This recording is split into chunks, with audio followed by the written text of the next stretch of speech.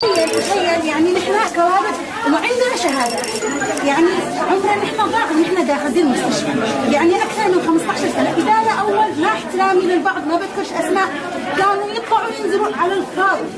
يعني اجت الان الاداره يشتغلوا صح، بس وضع البلاد لكم الراتب احنا يعني تخيل اني معي 27000 يعني حتى مش 20 دولار. يعني أني كيف أعاصر الحياة المعيشية؟ يعني تخيل في ناس فاتحين بيوت، تخيل التمريض يعني يطلع نوبات يطلع كده وراتبه ما يتعدى، لأنه عنده دبلوم ما يتعدى 20,000.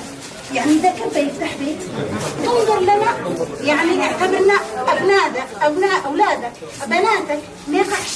نحن يعني عايشين يعني بجد مش قادرين نخرج، ما فيش فرص عمل.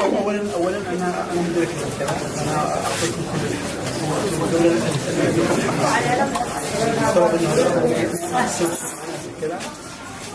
في ظروف صعبه تمر فيها، خاصه قيود الموازنه للطبيعيه. لكن اعدكم ان هذا الموضوع بيكون من اولويات. موضوع الكهرباء، بالنسبه للكهرباء اذا صيفت تخرجوا عليه الشوارع صح ولا تقدروا الان بالشتاء اشتغل